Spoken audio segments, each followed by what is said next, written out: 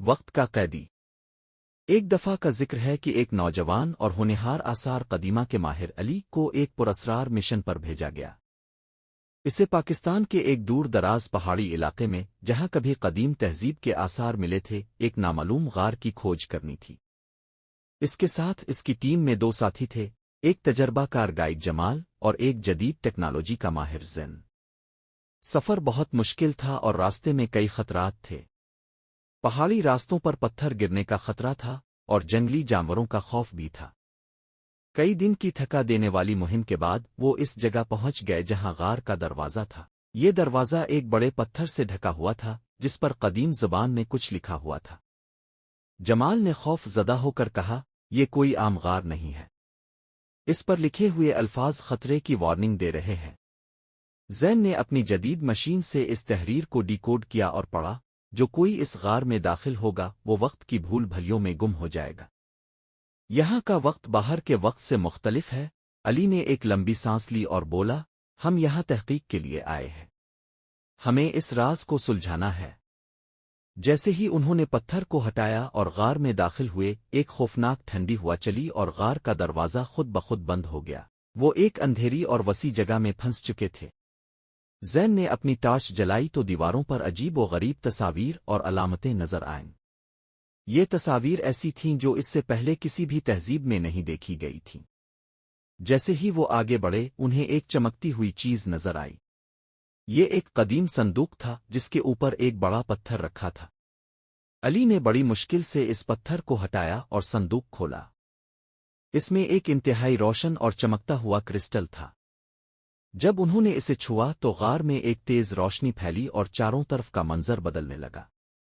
دیواروں پر موجود تصاویر زندہ ہو گئیں اور ان کے سامنے ایک مکمل قدیم شہر نظر آنے لگا۔ علی، جمال اور زین نے دیکھا کہ وہ خود بھی اس شہر کا حصہ بن چکے ہیں۔ لوگ ان کی طرف عجیب نظروں سے دیکھ رہے تھے۔ یہ ایک عجیب تجربہ تھا، جیسے وہ ماضی میں واپس آ گئے ہوں۔ زین نے اپنی گھڑی دیکھی جس کا وقت تیزی سے آگے بڑھ رہا تھا۔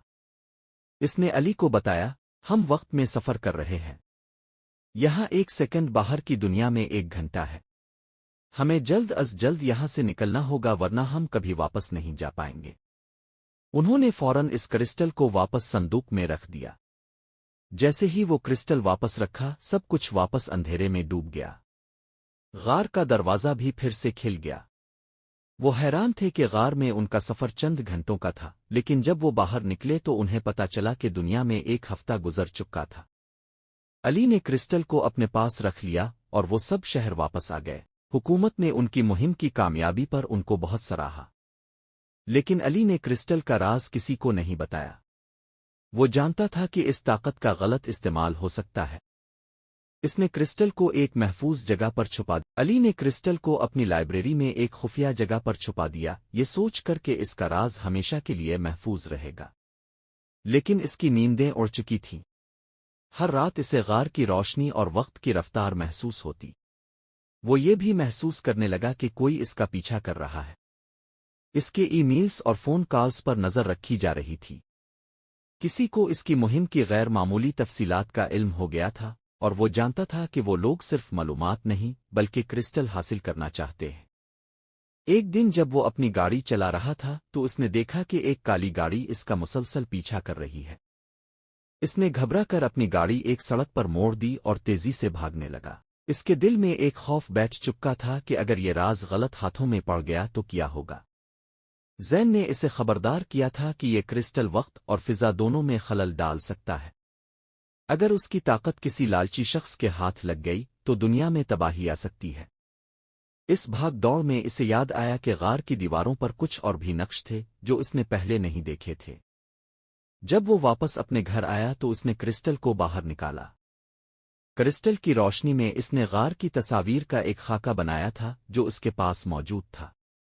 جیسے ہی کرسٹل کی روشنی اس خاکے پر پڑی ایک نیا نقشہ ابھرا۔ یہ ایک قدیم نقشہ تھا جو کسی اور غار کی طرف اشارہ کر رہا تھا۔ نقشے کے نیچے ایک اور تحریر تھی، ایک طاقت کا راز، ایک دروازہ کا محافظ۔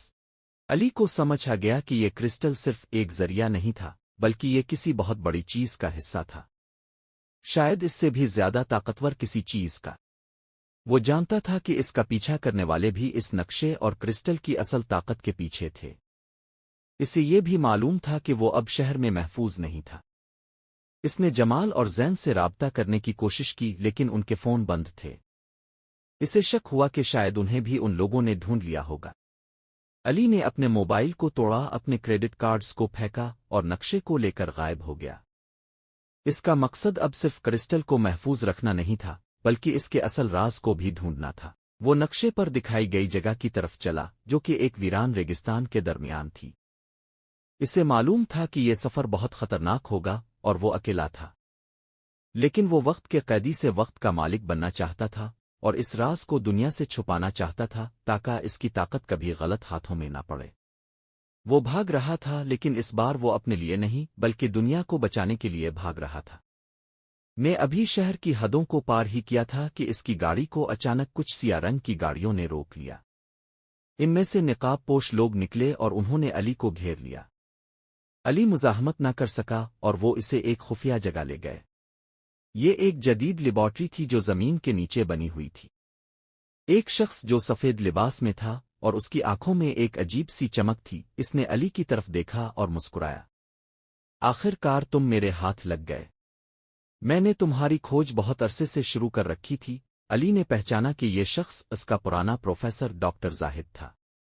علی حیران رہ گیا کہ جس شخص کو وہ علم کی روشنی سمجھتا تھا وہ اس تاریک مشن کا حصہ تھا۔ ڈاکٹر زاہد نے کرسٹل کو علی کے ہاتھ سے لے لیا اور بولا، یہ صرف ایک پتھر نہیں، یہ ایک ایسی طاقت ہے جو وقت کو کنٹرول کر سکتی ہے۔ اس سے ہم انسانوں کی تقدیر بدل سکتے ہیں۔ علی نے غصے سے کہا، یہ طاقت انسانوں کے لیے نہیں ہے، اس سے صرف تباہی آئے گی۔ لیکن ڈاکٹر زاہد نے اس کی بات کو نظر انداز کر دیا اور اپنے سائنسدانوں کو حکم دیا کہ وہ اس پر تجربات شروع کریں۔ جب سائنسدانوں نے کرسٹل کو ایک مشین میں رکھ کر اسے توانائی دینا شروع کی تو غار میں جو روشنی پھیلی تھی اس سے کہیں زیادہ تیز اور خوفناک روشنی پھیلی۔ پوری لیبارٹری میں بجلی کا ایک جھٹکا سا لگا اور کمپیوٹرز کی سکرینز پر عجیب و غریب علامتیں ابھرنے لگیں۔ وقت کا بہاؤ بگڑنے لگا۔ ایک سیکنڈ پہلے جو لوگ جس جگہ پر کھڑے تھے وہ اگلے ہی سیکنڈ میں دوسری جگہ پر نظر آنے لگے۔ سب کے چہروں پر خوف کے سائے تھے۔ اس افراتفری میں علی نے موقع کا فائدہ اٹھایا۔ وہ جانتا تھا کہ کرسٹل کو کنٹرول کرنے کا طریقہ صرف ایک ہی تھا جو ان سائنسدانوں کو معلوم نہیں تھا۔ اس نے دیوار پر موجود بجلی کی تاروں کو شارٹ سرکٹ کر کے بجلی کا بہاؤ روک دیا۔ جیسے ہی بجلی رکی کرسٹل کی روشنی مدھم ہوئی اور وہ واپس معمول پر آ گیا۔ اس نے جھک کر کرسٹل کو اٹھایا اور اندھیرے کا فائدہ اٹھاتے ہوئے لیبارٹری کے باہر نکل گیا۔ جیسے ہی وہ باہر آیا اسے محسوس ہوا کہ کرسٹل اس کے ہاتھ میں زیادہ چمک رہا ہے۔ اب اس کا مقصد صرف بھاگنا نہیں تھا، وہ جان چکا تھا کہ ڈاکٹر زاہد اور اس کی ٹیم کس حد تک جا سکتی ہے۔ وہ اس وقت اور جگہ کے کھیل کو ختم کرنا چاہتا تھا۔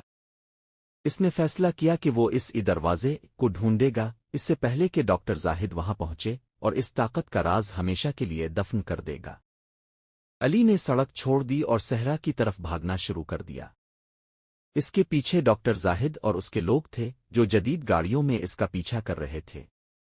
علی جانتا تھا کہ وہ ان کی گاڑیوں سے مقابلہ نہیں کر سکتا لیکن اس کے پاس کرسٹل اور نقشہ تھا۔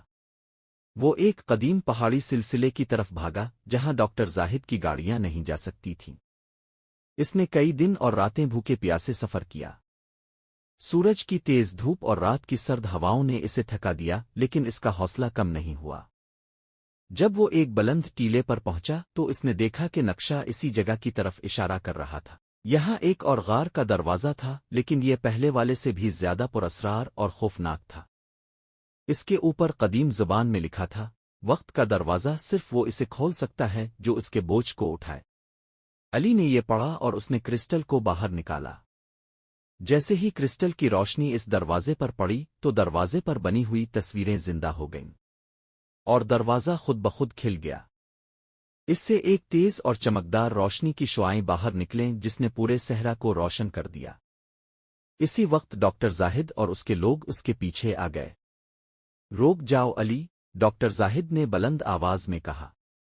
یہ دروازہ صرف اس کے لیے کھلتا ہے جو اس طاقت کا اہل ہے۔ ڈاکٹر زاہد کے ہاتھوں میں ایک طاقتور ہتھیار تھا جس سے وہ کرسٹل چھیننا چاہتا تھا۔ علی نے پلٹ کر دیکھا۔ وہ جانتے تھے کہ یہ آخری جنگ ہے۔ علی نے کرسٹل کو اپنی مٹھی میں دبا لیا اور اسے اپنی پوری طاقت سے دروازے کی طرف پھینکا۔ جیسے ہی کرسٹل نے دروازے کو چھوا ایک زوردار دھماکہ ہوا اور ایک قوت کی لہر پورے علاقے میں پھیل گئی۔ ڈاکٹر زاہد اور اس کے ساتھی پیچھے ہٹ گئے۔ غار کے اندر سے ایک سرگوشی سنائی دی۔ اس طاقت کو ختم نہیں کیا جا سکتا، اسے صرف اس کے صحیح وقت پر استعمال کیا جا سکتا ہے۔ علی نے کرسٹل کو اٹھایا اور اس کے چہرے پر ایک عزم تھا۔ اس نے ڈاکٹر زاہد کی طرف دیکھا اور کہا، میں اس دروازے کو تمہارے لیے نہیں کھولوں گا۔ یہ انسانیت کی تقدیر کا سوال ہے۔ ڈاکٹر زاہد نے ایک قدم آگے بڑھایا، میں تمہیں اس طاقت کا صحیح استعمال سکھاؤں گا، وہ بولا، لیکن علی نے اس کی بات کا کوئی جواب نہیں دیا۔ وہ دونوں ایک دوسرے کے سامنے کھڑے ہو گئے، ایک خاموش جنگ کے لیے تیار۔ اس کہانی کا انجام ابھی باقی تھا اور یہ کہنا مشکل تھا کہ کون جیتے گا اور کون ہارے گا۔ علی کا دل زور سے دھڑک رہا تھا۔ ڈاکٹر زاہد کی آنکھوں میں لگی آگ اسے صاف نظر آ رہی تھی۔ میں یہ طاقت تمہیں کبھی نہیں لینے دوں گا، علی نے کرسٹل کو مضبوطی سے تھامتے ہوئے کہا۔ ڈاکٹر زاہد نے ایک قدم آگے بڑھایا، لیکن اس سے پہلے کہ وہ کوئی حرکت کر پاتا ایک زوردار جھٹکے کے ساتھ پوری غار لرزنے لگی۔ چھت سے پتھر گرنے لگے اور دیواروں میں دراڑیں پڑ گئیں۔ علی کو سمجھ آ گیا کہ غار میں ان کی موجودگی اور کرسٹل کی طاقت کی وجہ سے اس کی فطری حالت میں خلل پڑ رہا ہے۔ علی کو کوئی وقت ضائع کیے بغیر فیصلہ کرنا تھا۔ اس نے ڈاکٹر زاہد کی طرف دیکھا اور ایک آخری کوشش میں کرسٹل کو پوری طاقت سے دروازے پر دے مارا۔ کرسٹل دروازے سے ٹکرا کر ٹکڑوں میں بکھر گیا اور ایک دم سے ایک خوفناک دھماکہ ہوا۔ ایک چمکتی ہوئی روشنی باہر نکلی جس نے پوری غار اور صحرا کو اپنی لپیٹ میں لے لیا۔ تو چلتے ہیں کہانی کی طرف۔ جب روشنی ختم ہوئی تو غار کا منہ زمین میں دھنس چپکا تھا۔ وہاں ایک گہرا گڑھا رہ گیا تھا۔ علی اس دھماکے سے دور ایک پتھر کے پیچھے چھپا ہوا تھا، لیکن ڈاکٹر زاہد اور اس کے ساتھی کہیں نظر نہیں آ رہے تھے۔ ان کا لالچ انہیں ہمیشہ کے لیے لے ڈوبا تھا۔ علی نے تھکے ہوئے قدموں سے اس جگہ سے منہ موڑ لیا۔ وہ جانتا تھا کہ کرسٹل کو ہمیشہ کے لیے ختم کرنے سے اس نے دنیا کو ایک بہت بڑی تباہی سے بچا لیا تھا۔ اس کے ہاتھوں میں اب کرسٹل نہیں تھا، لیکن اس کے پاس ایک نیا مقصد تھا۔ وہ واپس شہر گیا، اپنے پرانے دوستوں اور خاندان کے ساتھ جڑا اور اپنی زندگی کو ایک نئی شروعات دی، لیکن اس کی آنکھوں میں اس عجیب تجربے کی یاد ہمیشہ کے لیے رہ گئی۔ وہ اب صرف ایک آثار قدیمہ کا ماہر نہیں تھا، بلکہ ایک گمنام ہیرو بھی بن گیا تھا۔ اس نے اپنی کہانی کسی کو نہیں سنائی کیونکہ وہ جانتا تھا کہ کچھ راز ان کو دفن کرنے میں ہی اچھائی ہوتی ہے۔